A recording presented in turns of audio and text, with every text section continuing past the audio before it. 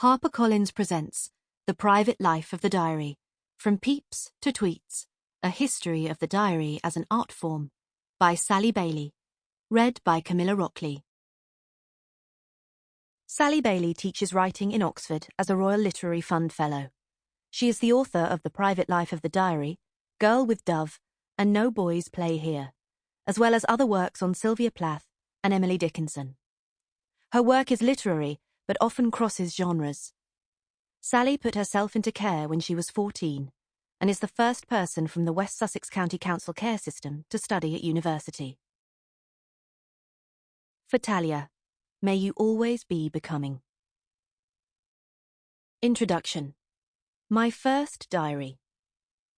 When I was 7 years old, my mother sent me abroad, alone. I carried one small canvas bag containing a camera and a diary notebook. My instructions were clear. Take as many pictures as you can and write down everything you see. Switzerland is a very beautiful country and you'll see lots of important things. Don't waste it on rubbish. If you run out of pages, buy another notebook. Don't skimp and keep your handwriting nice. My mother's brief was this. I was being sent to Switzerland as a reporter, a documentarian. My adventure, like my diary, was not my own. I was to bring all the big events, the sights and the sounds back home and share them among those who were less fortunate than myself. As Pooh Bear might say, it would contain very important things. From the first, my diary was never private.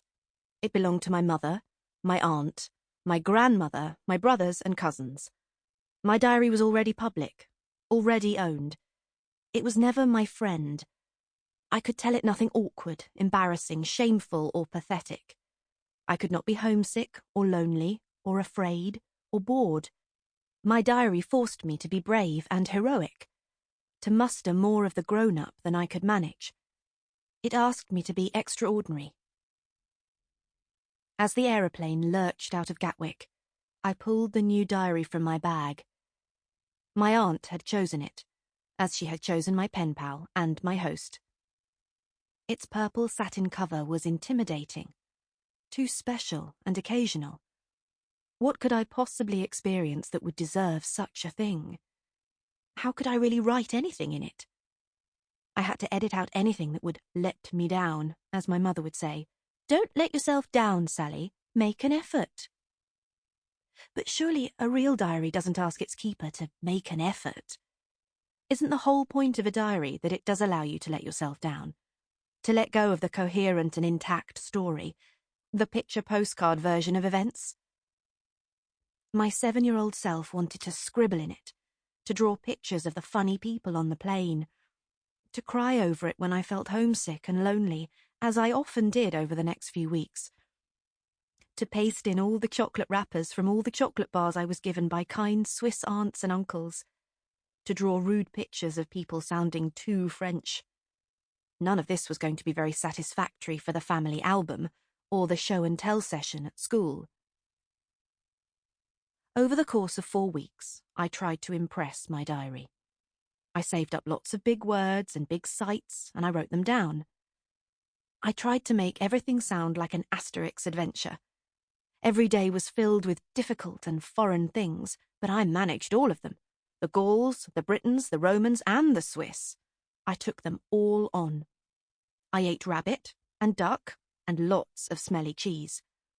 I spoke my well-rehearsed French phrases and wrote down new ones. I shook everyone's hand. I made friends with a boy called Michel in the village fromagerie. I kissed him. I watched his parents chop cheese and sausages. I watched my hosts make raclettes and fondue and homemade pasta. I even tried reading Daisy Miller in French, and I wrote that down. A lie. I read it in English. I recorded a few conversations and then checked my French spelling, which took several nights with a dictionary and lots of crossing out. Who was I trying to impress? And was it working? When I went to Bern, I took lots of photographs of the bears, but most of them were smudgy and misty. So I tried to draw the bears and describe them, but I couldn't draw, and my B-roll pen kept running out, and I was too tired to ask for another one, in French. Sample complete. Ready to continue?